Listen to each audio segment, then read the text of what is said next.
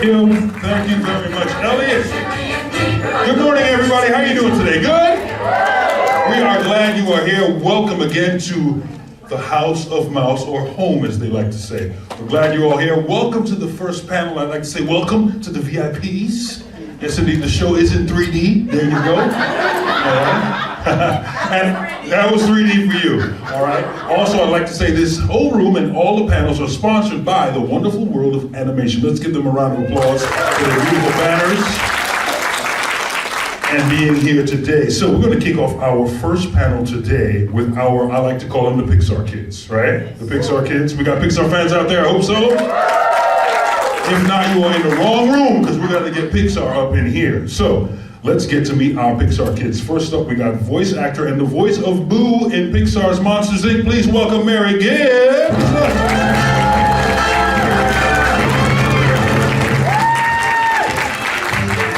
You can sit anywhere. We got so many chairs to choose from, Mary. All right, and also, please welcome voice actor and the voice of Andy Davis from Pixar's Toy Story films. Please welcome John Morris.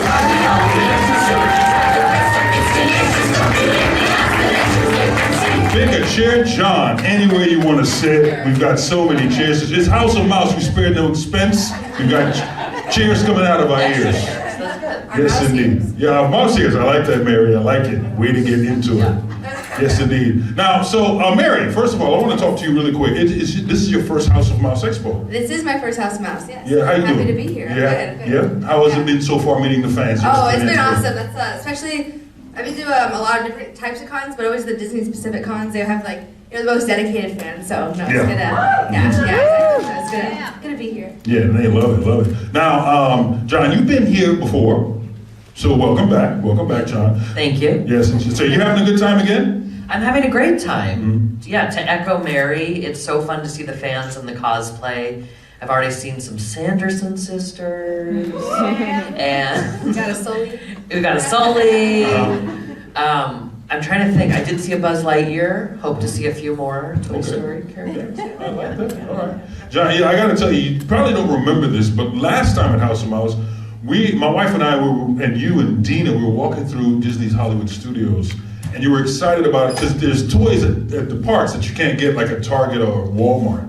And I think you were real excited about a toy. And I remember giggling to myself, watching Andy excited about a Toy Story toy at Disney World, excited about it. I'm like, it was so surreal to me. I'm like, it's Andy, but it's not, but it is. And he likes the toy, so it's right.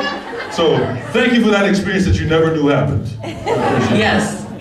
No, I do remember that. And actually, it's funny. It reminds me of when I went to the gift shop of Toy Story Land because I kind of lost my mind. Because it was like the source. It was like everywhere you look, clouds, and Woody and Buzz and Rex, and I think I spent a lot of money. I was just like, I need all these things. You spent all your Toy Story money in one shot. Well, and especially living on the West Coast in San Francisco, I'm not always at Walt Disney World, so I was like, this is a rare opportunity. But the store employees were kind of laughing too, because I was like filling the bag. I was like, oh my God. It's Andy, y'all. He's buying everything. It's fine.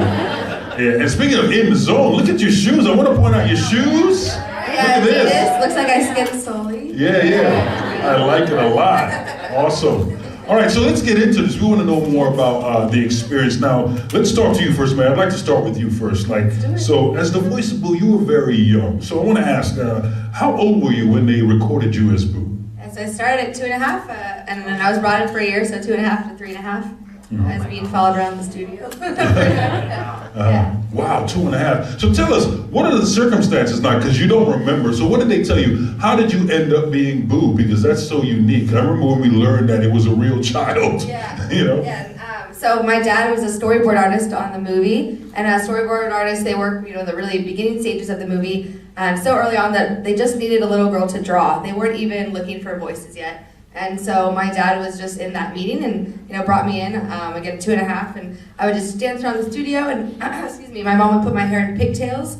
And so, they would always sketch this little girl with pigtails, later to find out that it was just easier to animate, so that's why she has pigtails. But so I was originally just brought in just to sketch, and then as the movie progressed and they were sourcing voices, they're like, well, we have a little girl. Normally they have older people do younger people's voices, Yeah. but sometimes it just works out. And they were like, let's bring her to the official recording studio. This is at a different location. And my mom thought, my daughter's not an actress. Like, she's not trained for this. She's probably gonna freeze up. And apparently I walked in, there was like a crew of 20 people all for me. And I walked in like I owned the place apparently. And like, yeah, so it was just kind of like, just happened to be a part of it. Or like, Yeah, and they captured magic. They captured magic. Yeah, I think, Boo is a lot of people's favorite character as well, along with the monsters.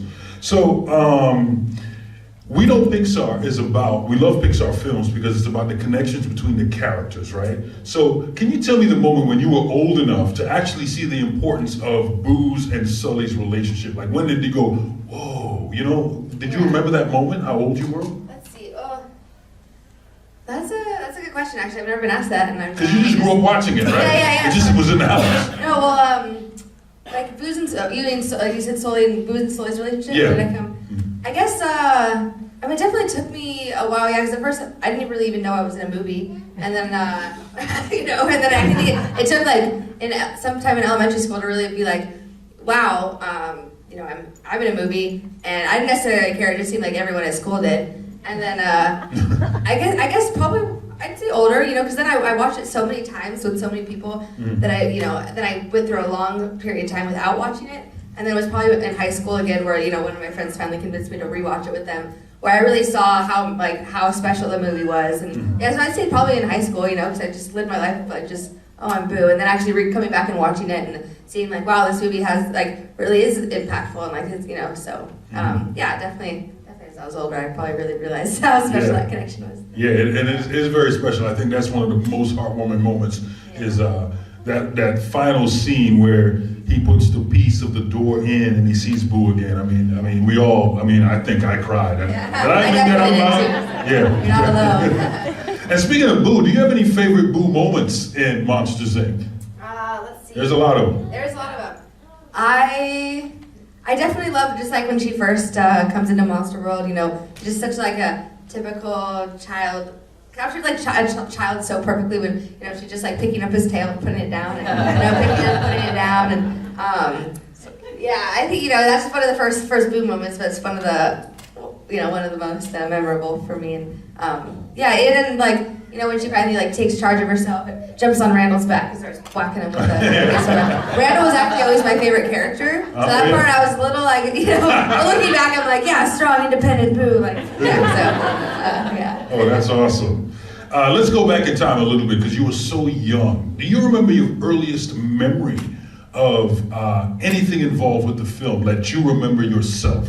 Yeah, so probably my earliest, vaguest memory, then I'll do one that's a little bit more, memorable for me. But I remember, in a recording studio, you have the foam walls, and I just remember rolling on the walls. I'm just a kid just playing around. So I remember doing that when I was little. And then when I was 5 is when the movie actually came out, and I was, walking down the red carpet with Billy Crystal and everyone, and I was in kindergarten, just learned how to write my name. And I remember actually writing my name, and I drew my R's with a circle with 2 legs. And looking back, it looks like Mike Wazowski, but that's just how I drew my R's. And I remember specifically, I was signing it, and it was really slow for everyone. And then there's one girl about my age there that I met, and she was the only person I wrote Mary Gibbs Boo. So I don't know, I just little things like that where I remember. And I remember meeting Billy Crystal. There was a moment where I was already there on the carpet. He came up behind me and said, Boo! And I knew the voice. I don't know if we met before this, but I turned around, Mike Wazowski! The press went wild. What a fantastic memory. Now, you were also in credits before you were in Monsters, Inc. because you were a production baby in Toy Story 2. And then I read that you were the baby voice of Kiara in Lion King 2. So tell us what a production baby is. As far as I know, they have a year's worth of my recording, from 2.5 to 3.5. I was also Baby Riley in Inside Out, but that was afterwards. But they just if they needed a little laugh or cry or I don't know how much of the voice, they just would pull my voice from what they were doing and be like, oh well, we have little girl that just babbled just how we eat. Oh my gosh, there's Boo right there. I didn't notice that. With the pigtails. With the pigtails. Sorry, I got sidetracked. Squirrel. You got the voodoo. The voodoo. Yeah, anyway, lost my train of thought now. A production baby. Oh yeah, so so I was just in the studio, and if they needed something, they'd just pull it. So you're like in the archives. You could be like the voice. You could be watching a new Pixar movie and a baby's born, and you're like, wait a minute, I think that was me. Oh yeah, and they have to. When I was younger, I'm sure they got permission from my parents, but like for baby Riley, they had to like ask me to sign a contract and all that. So I would know, but yes, they would. You would know, yeah. They'd be like, oh, we need you for this random baby. I'm like, okay. Cool. No worries. Nice. Yes. Now you also have a YouTube channel. I do. Can you tell us about it? Boo Grown Up. Yeah. So I need to get more. I was really consistent, and then I got a boyfriend and got sidetracked. I broke up with him now, so I need to get back in there. But yeah, I do have a few videos up right now. It's called Boo Grown Up, and I'm really into like video editing, and I made the little animation at the beginning, the little intro. They're just kind of cool. But yeah, I was like, essentially, I started. The first video was like, I'm going to talk about Boo, but the channel's not going to be all about Boo and Monster Inc. because that's not really, I'm not in voice acting now. I do a little like side projects, but a lot of it was just about my life. And so I talked about like when I was 18, I started this ice cream truck, and I talk about that, and like all these like random experiences that I've had. I'm just kind of like it's like a little story time with me, I guess. Wow. So yeah, Boo Grown Up, and I will start posting more consistently, especially because I'm almost at that monetization point. There you go, and you got new fans right here. Yeah. So that's some inspiration. I want to sink in. At 18, you started an ice cream truck? Yeah, okay, watch the YouTube video. No, No. I'll give a little spiel. I'm pretty random, kind of a serial entrepreneur. And I was in college, and I watched this video that tells me I don't need to be in college. And I run down to my friend and go, we don't need college, we can start our own business. Anyway, stay in school. But we typed into Craigslist, work for yourself.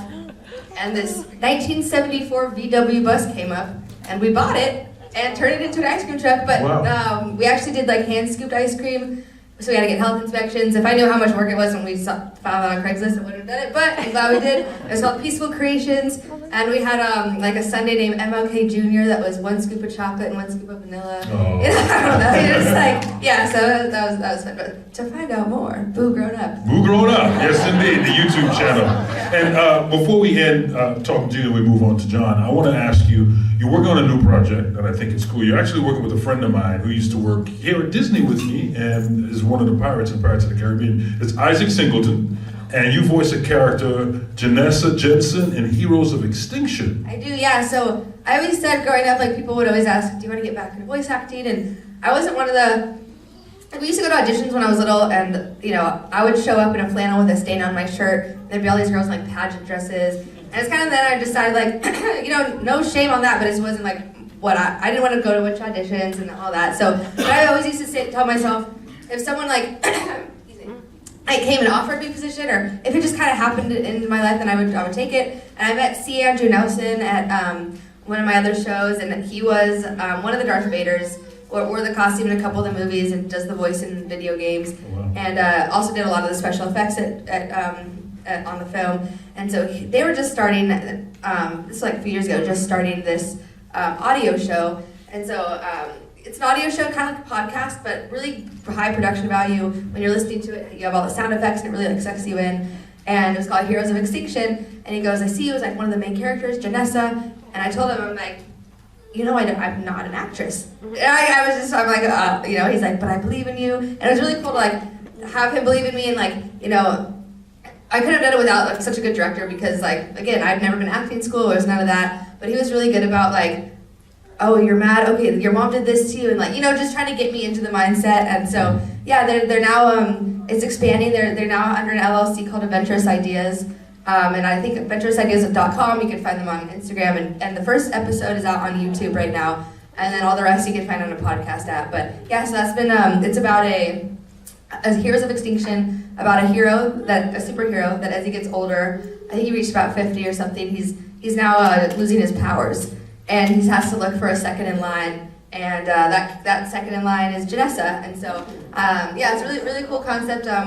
And it's cool because I've always played, or always have two characters, play characters that are just me. You know, Boo, I just didn't have to, you know, I was just playing around. Yeah. And with Janessa, I'm not like making a different voice, which you know, acting is way harder than I thought. Props to you if you could like, you know, make a voice. I can't even try to sound like I was 3. But she's a girl that's like, you know, in martial arts, and she's like not very confident at first, but then builds her confidence. And I really do resonate with the character, and so it's cool to play characters kind of like in line with where I am in life at that time. And yeah, so Heroes of Extinction, go check it out. Awesome. Well, thank you very much, Mary. No, thanks for listening. Yes, indeed. Thank you for that insight. All right, so John, we're moving on to you, the voice of Andy. Okay. Yes, indeed. Now, John, it's interesting because the directors really loved your audition. So let's go back in time and let's talk about how did you first find out about the audition for Andy, and tell us your unique way that you auditioned that actually got you the part. Okay. So I was 6 years old, and this is 1990. And my mom said, your agent called and you have an audition, and they want you to bring a toy to the audition. And I said, okay. She's like, pick one toy and bring it. So I brought all my X-Men figures. Because that is one toy. You know what I mean? And my mom said, that's like 40 toys. And I was like, and she said, pick one. And I said, this is one. And she was like, we're not following the rules. I was like, we're going to the audition now. So I brought all the toys. And then I walked into the room with a big box, and they were all kind of like, that's more than one toy. And I dumped out all the toys, and I just launched in. Storm, Wolverine, Professor X, all of them. And I did all the voices, and I set up a whole little world, and they just were like, that's what Andy does. Andy plays in his room and creates these worlds and creates these voices. And so that was the first audition. Then the second audition was with the script, and I think there was one more audition with the script with more people in the room. And then I got the role of Andy. Wow. Yeah. And you know, it's interesting because my next question leads into that. You're doing the voiceover as Andy, and it's not just, you're not just acting, but we're seeing Andy's imagination. You're telling us what's happening, and we follow along what Mr. Potato Head's doing. We know he's Mr. Potato Head, now he's a bad guy and all these things. So what was the process like having to voice Andy as he's playing in his imagination and telling the story? Yeah, so it's interesting because I have clearer memories from Toy Story 2 and Toy Story 3, but I can recall with Toy Story, John Lasseter in the booth with me because I was so little. And he was just like, okay, so here we are in this scene, and Andy has this toy and this toy, and you know, and just kind of like launching in with him, and him just like helping me get to that place of play. Hats off to Pixar because they always had the toys in the booth. Okay. And which was really helpful because I could like literally take them out and see them and kind of move them, and that really helped me. Like, I'm actually playing with toys right now. And for me, just on a personal note, Andy's always been younger than me, which actually benefited me because like when I was in college, I was recording Andy going to college. And so it was like, okay, do you remember when you were packing up your room and going through your toys and talking with your mom? It's like, yes, I do. And I could tap back into that. Wow, so it had to be unique too. It's a unique character because like you said, you're actually growing up with Andy. So what are some other things that you would lean on as you had to play Andy through the years? Yeah, well, just going back to Toy Story 3 because that everyone talks about that emotional final scene and crying, which I hear a lot from folks, and I cried and my family cried, and yeah, and working with Lee Unkrich, I mean, I had more acting training by then, and then also he said, you know, think of a time, he's like, yes, think of when you went to college, but really, it's like you're closing one chapter, you're opening another, you're saying goodbye to someone, and you're not gonna see them again. it's a loss. It's it's a goodbye, and you're not going to see them again. And I have kind of chills just thinking about it because they say tears in the writer, tears in the reader. I was emotional recording it, and I think that kind of came through once it was out in the world. Yeah. And speaking of emotion, I want to ask you a question. As you're voicing Andy loves Woody. He loves his toys. Did you know how much Woody loved Andy because you're doing it? Did you learn that during the film, watching it? Or was that something told to you in the direction that Woody also loves you in the world of Andy never knows that Woody is real, like he can talk. But Woody loves Andy in his world. When did you know that love for Andy? So they told me, while we're recording, they tell us the story and we can kind of read the story, but that didn't really hit me until I was at the premiere and I'm seeing the whole beautiful film come together and feeling all that emotion of that connection and such. I remember when I first, I was so little and then hearing the toys come alive when Andy's not in the room, I was just like, that's so cool. And then they're like, you can't tell anyone until the movie comes out. And so my friends are like, what are you working on? And I was just like, this project. I can't say anything about it. But it's like, all of you are gonna love it. Because it's so cool. It's such an amazing concept. And even I think a lot of kids, after seeing Toy Story, you kind of leave your room and then you open the door, a little crack. I don't know. It's kind of it gets your imagination going. Yeah. Have you ever heard this? Two things. Turn the camera off because I'm asking some non-Disney questions right now.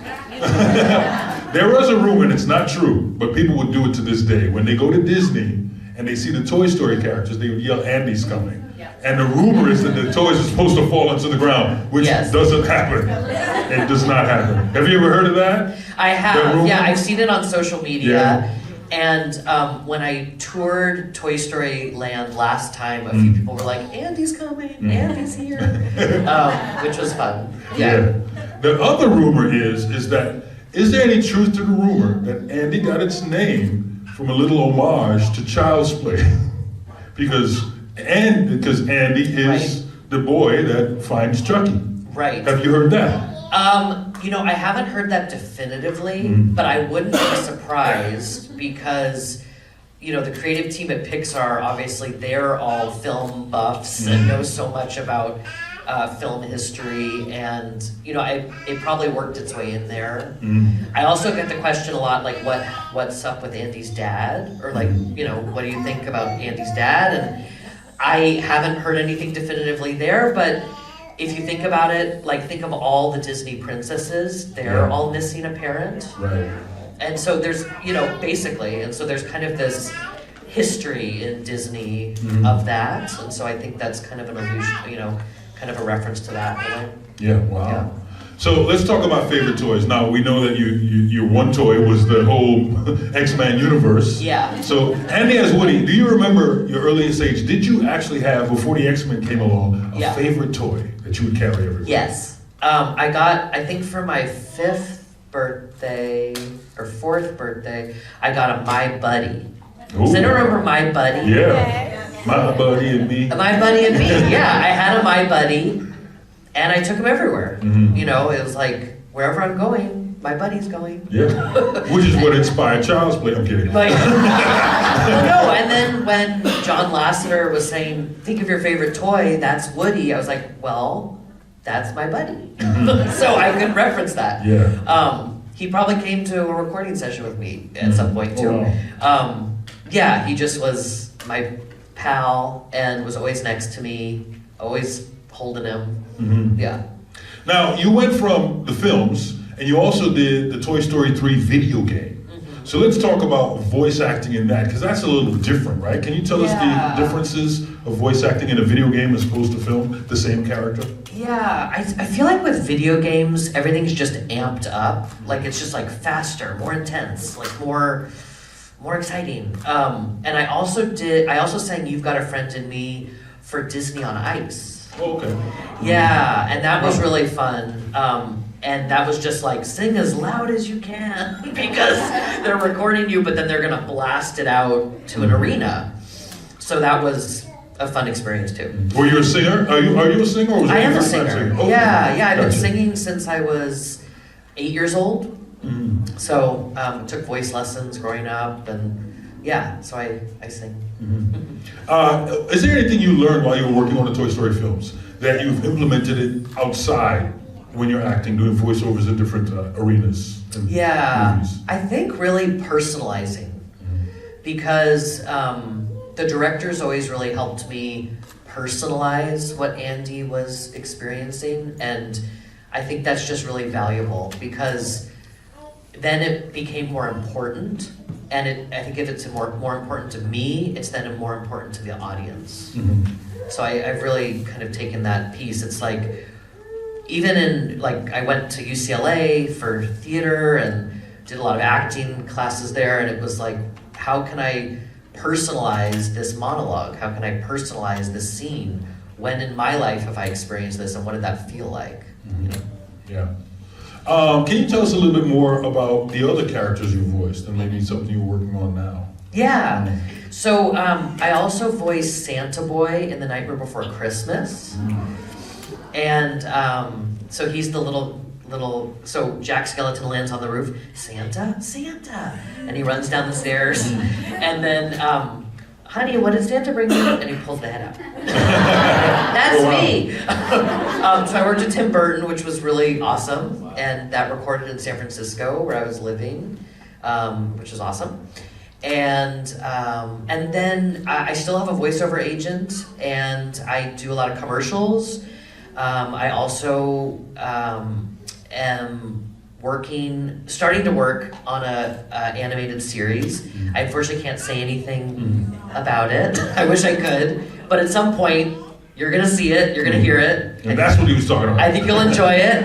And so that's exciting. But yeah, a lot of commercial work and still doing voiceover. Mm-hmm. Is it Disney or is it like? It is. I can Will tell. it be on Disney Plus? I can tell you it's not Disney. Mm-hmm. Okay, so I was just curious. But I wonder if it may be on Disney Plus at some point. It might. Yeah. Tell me more. I know. Disney almost owns everything, so everything ends up on Disney Plus. It is tricky. Just as I was saying earlier, like how they said, don't tell your friends until it comes out. And I think Mary relates to this too. It is tricky because you're in this exciting creative process and you can't tell anyone about it. Yeah. So it feels like you just go into this tunnel, and then eventually, like 6 months or a year later, the world can experience it. But it is exciting what I'm starting to work on, and I'm excited for the world to experience it too. Awesome. Well, we wish you the best of Thank luck. you. Thank you for sharing Yeah. all that. Yeah. Okay, so now I'm going back to both of you. Okay. You've both been in the film, so I have some trivia. I have some Monsters, Inc. trivia, and I have some Toy Story trivia. Here's the twist. All right, Mary, you get Toy Story trivia. And John, you get Monsters, Inc. trivia. But All right. you can help each other, and if not, the audience can help. I could probably barely answer Monsters Inc. Oh, yeah. All of a sudden, I'm wishing I had watched Monsters Inc. last night. I love At it least though. I So here we go. I would have 4 to catch up. Okay. All right, Mary, we're going to start with you. Here's your trivia question. In Toy Story, what kind of dog is Buster? What kind of Is dog that the is... Slinky one? No, No, Buster, yeah. Andy's dog, the family dog. What type of dog I tried to is think of Buster? some huge dog, but it's probably just looked huge to the toys. You're right, he did look used to the Is it toys. a cocker spaniel? Does anyone know just off the top of their head? Do you know? Let's ask a friend. Ask a friend. Yeah, let's hear. He's a wiener Oh, dog. see, I was thinking Slinky because I know Slinky. Yeah, Slinky, yeah, Slinky is, yeah. Just said that was my Wiener first. dog. Making Yes, excuses indeed. for why I don't know anything. No, you still got time to make up. Okay. All right, he is a dash hound. All right, so John, we're going to you. Okay. Now, what is Celia's nickname for Mike Wazowski? She's got a nickname for him. Kitty? No, No, wait. No, that's Sully. That's Sully. Sully, no. Yeah. That's Sully. Yeah, his girlfriend. Celia. Celia. Oh, Celia. Celia's a Mike Wazowski. Celia, who works at the front desk? Yup. Okay. She sees him. Okay. Oh dear. I can see them. I can like see them in my mind's eye. I sometimes are. I don't know if I'm helping. Cyclops? If you've got the eyes that jump around with those glasses, they call them. Crazy eye? Yeah, you're almost there. Wild eyes. Googly eyes? Yes, googly eyes. Okay. I think it's googly bear. Googly eyes. Okay. Googly eyes, you got it. Googly bear. Googly bear, that's right. Googly bear. Googly bear. And then Boo calls Sully Kitty. Yes, Okay. you are correct. But that's not the question, John. That is not the question. But it's a nickname. It's a It nickname. is a nickname. All right, Mary, we're going over to you. This is a tough one. What is Lotso's full toy name? Who? Lotso's full toy name. Which one's Lotso? Lotso. Does it talk? The bear. Oh, It starts with You Lotso. tried. Lotso Jr. That's Luxo Jr. That was close.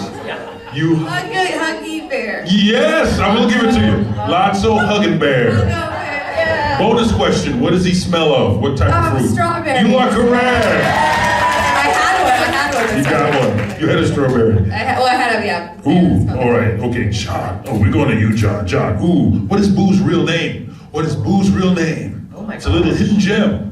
Oh my gosh. Yeah, it's and it's a Boo's tribute. real name? It's a tribute to someone.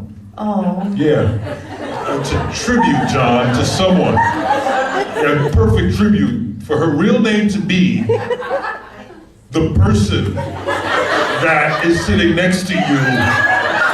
Her name. Oh. Wait. Mary. Yes! Everybody here remembers my name. Boo's real name is Mary. Yes. Oh. Yes, indeed. Secrets. All right. I mean, I know Boo is voiced by Mary. Yeah, and right. Boo's real name There's is a little Mary. tribute to her. Okay, You can see her name in the film. Okay. All right. Mary, this goes to you. What type of dinosaur is Rex? T-Rex. T-Rex. Yay. Also a nervous Rex. That's true. You said it. Okay. All right. Back to you, John. Who is the CEO of Monsters Inc.? The CEO of Monsters Inc.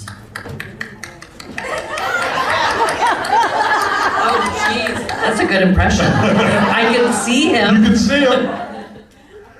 I think I need a hint. When you're thirsty, you drink. Water. And then sometimes when you tie a knot, you make a. I'm not you. Nah. Wait. You look at him. Water. Water noose? Yes! Oh, bonus. How many eyes does he have? Ooh, how many eyes? Does he have 1, 17, or 5? 5?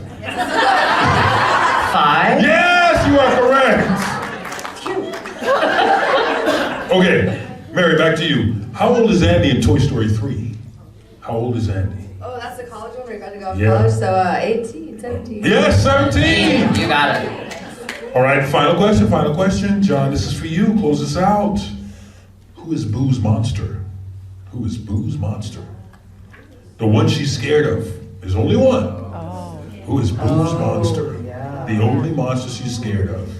Right. Again, I can see. You can see it. You can always see it. The only one she's scared of. Randall. Randall. That's Yes, right. indeed. Yes. That's right. Yes, give it up for him. They did a fantastic job. Thank you for your help. Better than I did. Yeah, No, you both did good. You both did We both good. did great. Yes, indeed. So, what I want to do now is I want to open it up for Q&A for you. If you have any questions for Mary or John. Yes, your question, and I'll repeat it if they can't hear it. How did Mary get the nickname Boo? How did Mary get the nickname Boo? Now that we know. I know that's a good question. I remember, isn't the first time she says Boo, she's in the sushi restaurant and she says Boo. I don't know in the actual like in this writing of the story how they came up with Boo. Maybe just she's a surprise. They're yeah, that's actually a good question, but I don't really know the answer. Yeah. Oh yeah, like if it has something to do with me or like. That's actually a good question. Yeah. I think we can figure it out. Let's try to figure this out. Yeah. I think in the film, I would assume that because she keeps saying Boo. Yeah. And they don't know, they've never seen a human outside, and they're all kind of scared of her. Yeah. Maybe they just like the Boo. That's her name. Yeah. And it's kind of like You just say that in the sushi restaurant. Boo. yeah, and everybody's going crazy. It's like, I guess to them, Boo is a creature, right? So it's like you don't touch them. So if you saw a weird creature and it just kept saying one name, I guess the nickname would be whatever that creature would say. So that's what I That's think. Boo. Here she is. Yeah, there she is. Yes. Anyone else? Yes, over here. And then we'll come to you. Hi, so my question is for Andy, and I was wondering, with how today is and how all us 90s babies, we keep all of our toys, all of our Star Wars, all of the things, you know. If Toy Story was set today, do you think Andy would have kept his toys, or do you think he would have moved on? Great question. You know, I totally agree with you that I think with the 90s and the 80s, and there's this nostalgia that isn't quite present today. I think that, I mean, Andy loves his toys so much that I think he would still have the connection with them, but if the film came out today, I think there'd be much more like digital, like Andy would have like devices and like, you know, be playing video games and be on his iPhone and like, it would be more like he'd be all about the apps and like, you know, it just would be kind of a different. Pixar loves those tearjerkers, so probably still leave them. Yeah, it's true. No, it's true. Yeah. Yes, you had a question over here, and then we'll come to you. This is for both of you, so just totally random question, but if you had like unlimited access to the studios and the parks and everything like that, what sort of project would you guys want to do? Oh, so if you, Anything you wanted in the movies or the parks. oh, wow, so attractions, shows, or movies. What would you choose? What would you do? You have to spend. She's got the budget for it. What's going on? Do you want to start or should I start? Sorry. I'll start. Okay. Well, I will say that, of course, I love Toy Story Land, and I also am a Star Wars fan. And I love Star Wars Galaxy's Edge, and Rise of the Resistance is like one of the best rides I've ever been on in my life, because you feel like you're in the movie. And so I'd probably like just try to do some sort of mashup, like, I don't know, maybe I'd get the cast of Toy Story together and we'd all go around Star Wars Galaxy's Edge. And then like some Star Wars characters would run around Toy Story Land, and I don't know, we'd like film a documentary or something, and maybe it'd be like people would then switch, and I don't know, some sort of mashup, because I love those two worlds. Okay. It kind of sounds like a fun idea, right? Yeah, something like that. The first thing that like popped to my head was like I've never been to Disney World, so I just would go for one thing. But really, what I would do as far as like, 'cause you mentioned the studios, so like I grew up going to Pixar, and my dad worked there, and you know you could take a scooter and like scoot around everywhere and go like all the different offices. Everyone decorates their offices. Like there's one section that like everyone has little tiny houses for offices.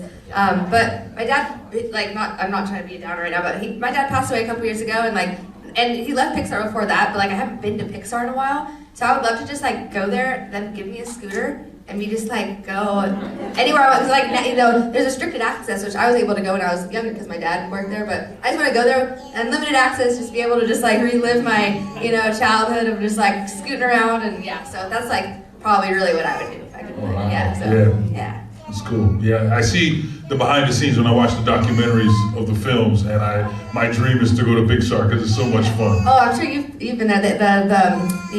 My favorite part was where they film they have a movie theater where they show the movies that they make, and the lights dim and then the stars come out. You look up and there's stars, and you hear like all like nature noises. Anyway, I just had a flashback to that. So I want to go watch a movie in that theater too. Yeah, and it's a beautiful theater. Yeah, and they also have like a little Pixar shop, which is really awesome. Yeah. And there's some things that they just sell there. And Yeah. Yeah. I want to go just for the gift shop, really. Yeah. It's a good one. Had a question over here? Hey, yes, this is for John. So I was reading your bio for the Expo, and it blew my mind that you were also Pepper in Lego Island. So we don't have to dwell on it too long. Nobody else probably knows what that is. But is that before or after Toy Story? And do you have any anecdotes that you'd like to share from that? Yeah, so it's so funny you say that because sometimes I have fans come up to the table for that specifically because it's like, oh my God, Lego Island. And I grew up playing Legos, so I love Legos too. Yeah, so what I remember from those recording sessions, it was kind of all together. It was like recording Toy Story, and then recording Nightmare Before Christmas, and then recording Pepper, Lego Island, and then recording Toy Story 2. Like it was kind of all in that same like early to mid to late 90s. But what I remember for that is they were like, you are the quintessential like California like skater. And so when they had me do a bunch of ad libs, I was just like, you know, like the dude with the food and like cowabunga and like whoa and like all that stuff. Like they were just like do all that and like and that's how I kind of created the voice because they didn't really have a sense of what the voice would be fully until they were just like ad lib a bunch. And so it was really fun. And then I got to play the game, which was awesome. And I like pizza. Who doesn't like pizza? So there's that too. Yeah. Cool, thanks. Thanks. Yes. Yeah, this is for John. I just want to know, which was your favorite toy from Toy Story? Woody or Buzz? Oh. It's okay. Well, look at my shoes. No. I will say this. Woody is like the OG. I mean, he loves all the toys, but then Woody is like, you know, he's on the bed, he has the whole cowboy theme, and then Buzz comes as like the new, you know, the new like innovation in a way, like the new toy, the new sparkly toy. So I do think Andy has a special place in his heart for Woody, just as that OG. And then Buzz just kind of opens up his world and his imagination too. I guess I'd have to say Woody. Yes. Being voice actors for both of you, do you guys ever get tired of hearing your own voices in films? For me, I was 3. And someone asked me yesterday, like, how is it hearing your voice? I like hearing myself in the audio show, cringy. Like it's like when you hear your voice now, you're like, I sound like that. Since I was so young, like, and it was that one film. I'm like, it's surreal, but like, I'm sure you've been in more, so you could probably properly, like, more fully answer that question. But I don't know. Well, so for me, I guess I'm used to it in a way, just because it's now been, I'm 38 years old, and I started when I was 6. So it's like been 32 years. But I will say this, I can still voice, like I can still do the voice from Andy in Toy Story 3, but it's a lot more challenging for Toy Story 2 and Toy Story. And so just because I was so little, and so when people ask, I'm like, I can do the voice. Puberty happens. Yeah, exactly, yeah, it's just like,